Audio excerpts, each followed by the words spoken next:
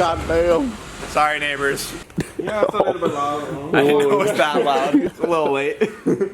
Well, it's not that late. It's only 6. Yeah, I guess it just got dark. Yeah, it looks late. I'll be alright. Damn, this thing is sick, dude. So this is our buddy Alex. We did some Mexico things together not too long ago, and this is his Samurai. Little daddy. G54. Oh, G54.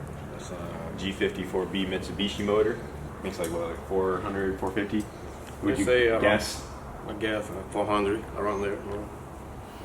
Yeah, this thing's sweet. Definitely gives the red MR2 a good fight.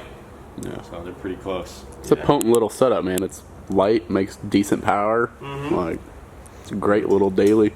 Yeah, this thing's sweet. It's on a Fuel Tech. Puerto Rico, dude. Reppin'. Puerto Rico. There you go.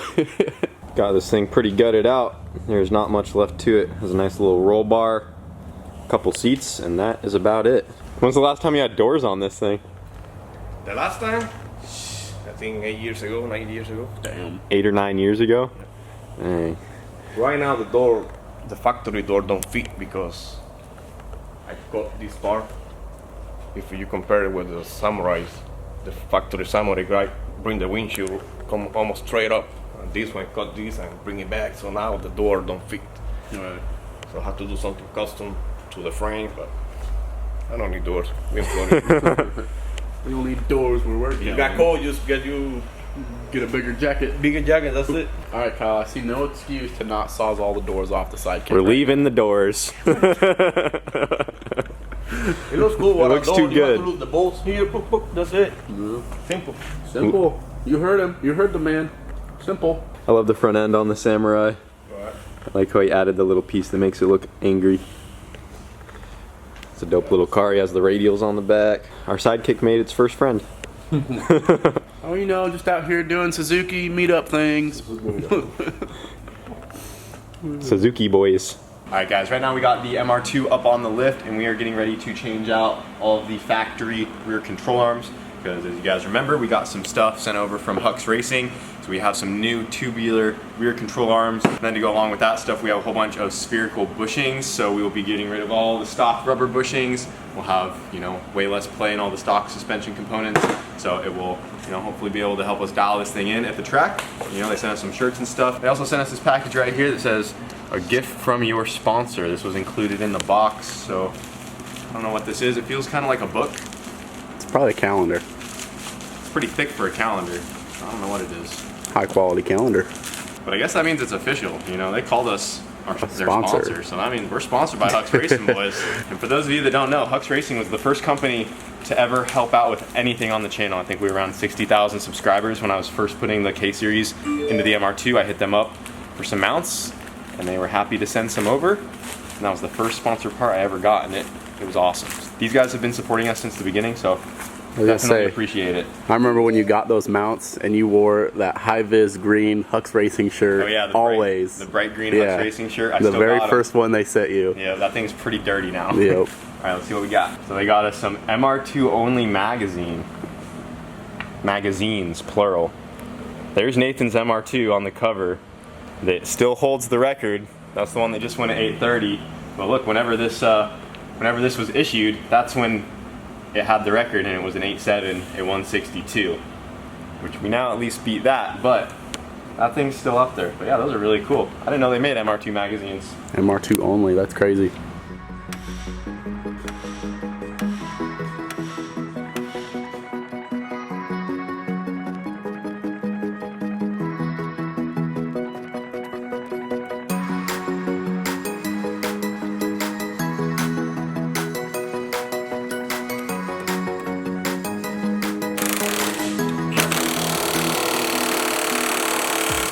Alright, we got our new tubular rear control arms on the car, so we are ready to go. Thank you Hux Racing for those. We did schedule the car for an alignment tomorrow because things are probably going to be a little off after installing these, so we're just going to double check and make sure everything's in line, and then we will be good to go. Been a minute since we fired this thing up. Oh yeah! So I just got the MR2 loaded up right now. I'm getting ready to head over to Cletus's shop. As you guys saw when we were at the track last and James was over there, he was giving us some kind of pointers on the suspension and things like that, giving us some of his thoughts and ideas. And he said we should bring the car down over to them so we can corner balance the car. They have some scales over there to see if we can play with the weight distribution a little bit. And I think that is going to be a key factor on this car, on getting it to go down the track faster, is moving the weight around and putting it in the right places. So yeah, we got her all loaded up. We're gonna go over there and have James take a look at this thing and see if we can't dial this thing in a little bit more.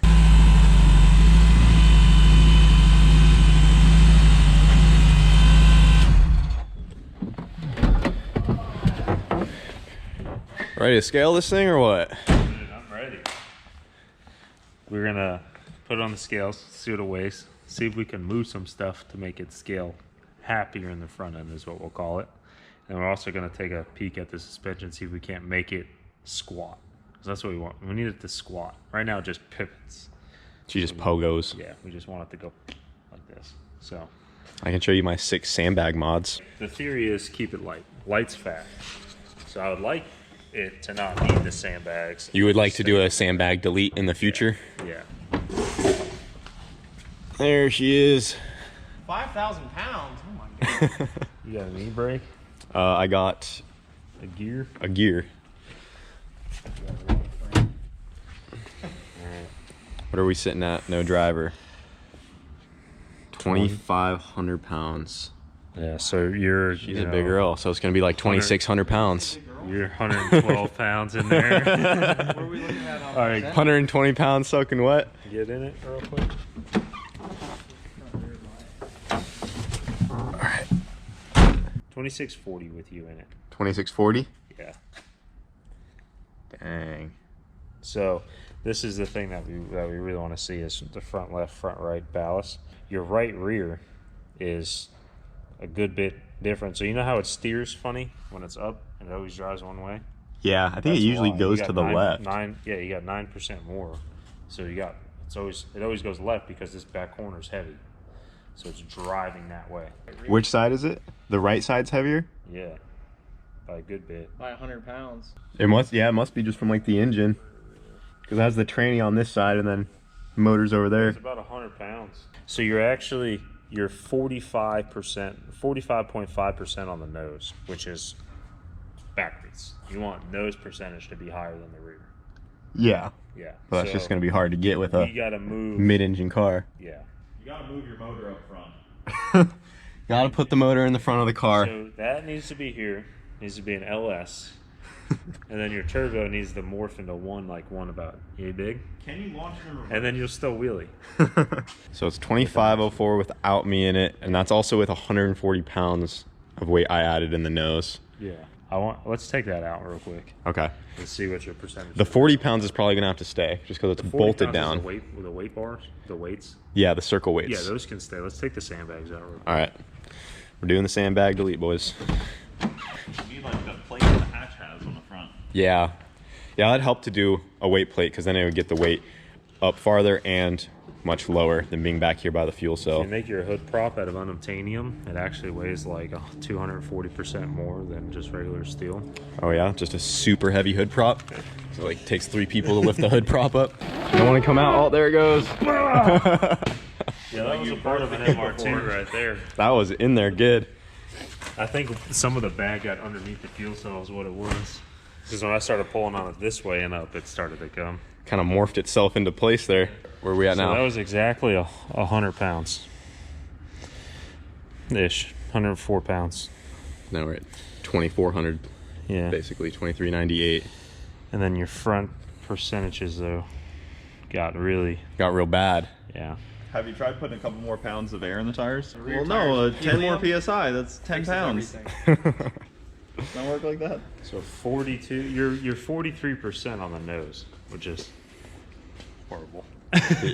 Not good. But I mean, it's to Wonder be how we expected, though. yeah, I mean it is. I mean you're only talking 43% of 2,400 pounds. So I mean car's so short, car's narrow, everything's in the back except for your fuel cell. I mean it's to be expected that you're gonna fight this, but Most cars are built like 60-40 is like an ideal start for like chassis car stuff to well, keep and the then they wheels still down. wheelie. Yeah, and they still That's what my wheelie. 240 was. It was 60 on the nose, 40 in the rear. Yeah, and yours tried to do a backflip. Yeah. A few Almost times. did a kickflip. Almost. So Almost You turned can- into a turtle. Freaking went X Games mode. It was full X Games mode and the whole Christmas spirit. You're a tortoise guy. Big difference. you can get a lot of the front suspension stuff. You can get a lot of the weight to kind of falsely move around by adjusting preload in the front suspension. So binding up a coil over or turning it down a little bit, as long as it's within reason. Like you take a half a turn out of this one and you might move 20, 30 pounds back over to the right side or left side. So you might be able to fix some of that way. But as far as like weight bias, that's just, you have to physically get rid of weight in the rear or add weight in the front. Yeah. Or at least move it down further so it's not trying to walk around it so bad. It's about as far forward as you'll go before it slides off. Before it just slides off. But even that though, right there, it picked up, you know, 1.5% of front. Where before, you know, one sandbag here did what 2 sandbags here. Like a little farther back. Yeah. So I have 2 weight bars that are, one's like 17 pounds, the other one's like 15 pounds. So a good almost 25 pounds, you know, 30 pounds worth of weight that's lead, but they're made weight bars for this. And what we're gonna do for Friday is we're gonna bolt them to this lower core support. I'll bring them to the track and I'll bring a unibit. We'll drill just a hole here. Well, there's already a hole here, so we'll open this one up and then we'll just, oh, there's another one here too. So we'll open up these 2 holes and we'll bolt hanging weight down here. And then we're gonna put only 1 sandbag back and see if we can achieve, you know, you had 100 pounds of sand here. Well, we just showed that 50 pounds on the nose is the same efficiency as, you know, 100 pounds further back by the fuel cell. So hopefully these, you know, 25, 30 pounds here can achieve the same goal, if not a higher expectation of percentage gain than both sandbags combined. And then if it does, then we can, you know, take 75 pounds out of the car, which is a good bit, and still be, you know, where we were at with the car. Yeah, like and then we weight can bias adjust the suspension from there. Did you get those rear end pieces on that you're talking about? The arms, yeah. Yeah, you can go check those out if you wanted to. Yeah, I'll look at the back of it, but yeah, I'll do that for sure. We're gonna put those weight bars here. These are fancy. Yeah, you like those? The tubular arms? Yeah, the front to back one's really nice because you can add a lot of bite, add a lot of grip with that. Trying to push the tire back so when the tire's rolling, you know, stopping it from rolling. You know, because when the tire grips and rolls, it's trying to move. So we can add some preload and whatnot with this bar here. That adjustable in there. Yeah, we just got those on. Yeah, looks good. I was actually gonna ask if you know of anyone that could do a good alignment around here. I have one scheduled tomorrow, just like a normal car alignment place. But Yeah. I don't know if I should just start with that.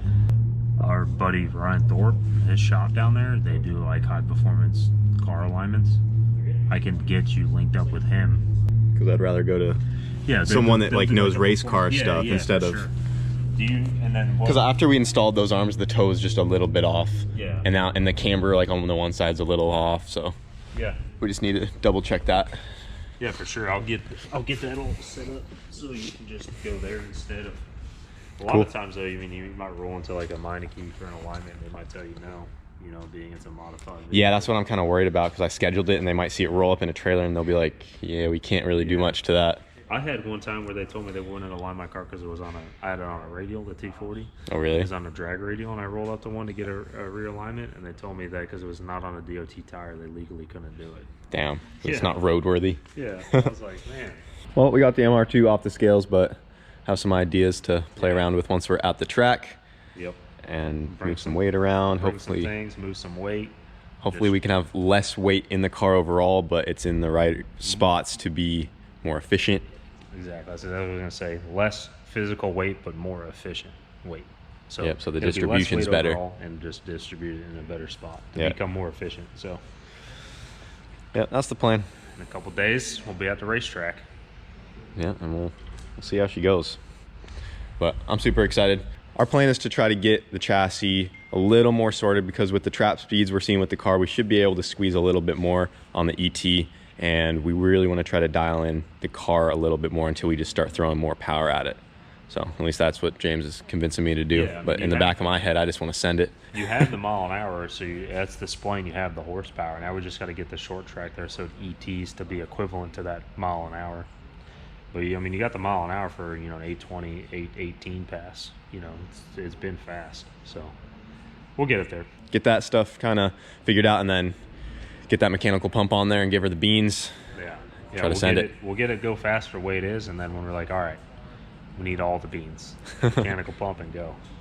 You're gonna go to the second set of injectors too when you do the mechanical pump. Yeah, I already have the other injectors ready to go, and the harness is already set up for them. We just gotta plug it in, just put them in and blend them into the tune, and those are ready to go. Yeah, I can't wait for that. That's gonna be, anyone can just add power and pick up top end charge, 8th mile on kind of stuff. But until your short track's not where it needs to be, there's no point in going to the step of more power when the power you have is still unused. You have unused power right now that you can't apply quick enough, soon enough to go faster. So until we can do that, at least get another 2/10 or 3/10 out of it the way it is, then there's really no point. I mean, what's the point in overloading the car and adding more power out the back when the power you got will get you there faster already? So we'll get it faster the way it is, and then we'll add the power to really pick it up. Maybe shoot for that 799 Hail Mary pass. Yeah, that would be awesome.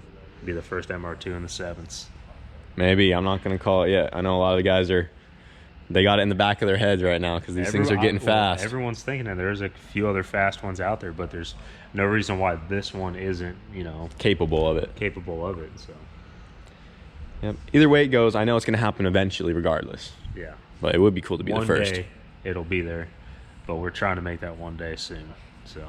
Yeah, well, I appreciate you looking at it and giving me some advice. So I guess we'll see you Friday, and then let me know about that guy because I'll definitely bring it down for the alignment. I'll send him a text message. Dude, the boats are looking freaking sweet. Forgot about those things. Yeah, that's me and you right there. Dude, I still feel like my eyes are still like a little messed up from that day. Every now and then I wake up, I'm like, man, that was some permanent eye damage. Have you welded much since then?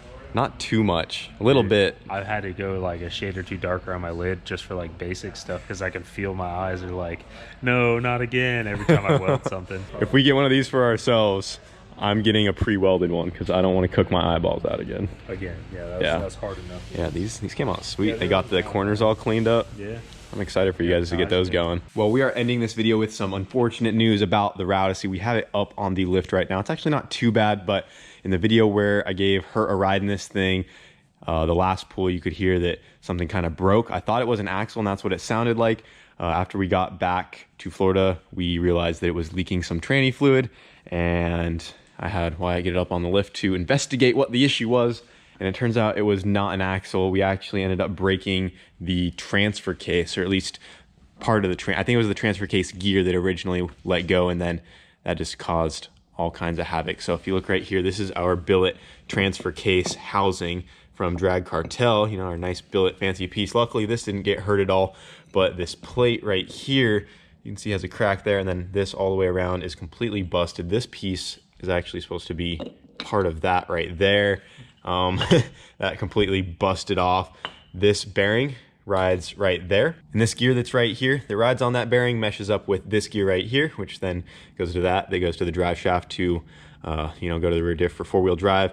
I think the gear let go first, and then the debris from that kind of binded things up, and stuff wanted to separate because if you get material in between the gears, they're obviously not going to want to mesh together very well anymore. And I think that force just kind of split all this apart and broke the inside of our transfer case right there. So like I said, luckily this is not hurt at all. It's just this inner piece, and we had to sacrifice the only other K-Series transfer case we had, which I had for the hatch, to go back into the Rousey right here. So we got a stock one in there right now, and it's all put back together, ready to go. We did have to swap over this gear right here. This is the stock gear that sits on the end. Oh crap. This gear goes like that, and it goes inside of the case on the transmission, and that connects to the gear that is underneath the final drive for the all-wheel drive. We have a straight cut PPG one of these, so we just had to switch that guy out onto the stock one, and we got it all put back together. We just decided to not reuse the billet case right now because this is going to take some time to take apart and clean out properly because there's a lot of debris in there. We're going to have to completely go through this thing. Plus, it'll look better on another billet. It'll look better on a billet bell housing anyways. Yeah, might as well just put that one on the hatch and we'll be good to go there. But we got to get this guy cleaned off. But yeah, kind of unfortunate news about the Rousey. Broke it pretty good there. Thought it was just an axle, but we busted that guy. But she's all put back together now, so we're all ready to go. Yeah, Rousey's ready to rip. We could take this thing out and go hit the Florida streets, honestly, whenever we wanted to. Yep. It's been a while since she's been down here. Yeah, it'd be sweet to take it out to a meet or something. Maybe tow some jet skis around. Who knows? Yeah, go pick up some more skis. We're just Right. gonna start a freaking jet ski towing business. But yeah. Exotic jet ski delivery. And as you guys saw, we're getting ready to take the MR2 back to the track. Hopefully dial in the weight distribution a little bit more, play around with some other things. And you know, the goal is to probably get rid of the sandbags later on. We'll probably bring them with us just in case. We still need to use them, but the sandbag method is a little ghetto. We need to actually start to do it legit and move that weight farther forward so it's actually working better and we don't have to use as much weight in the car. So just little stuff like that. But yeah, excited to bring this thing back to the track and see if we can get her into the deeper 8s. But that's about it for tonight, boys. So we will see you later.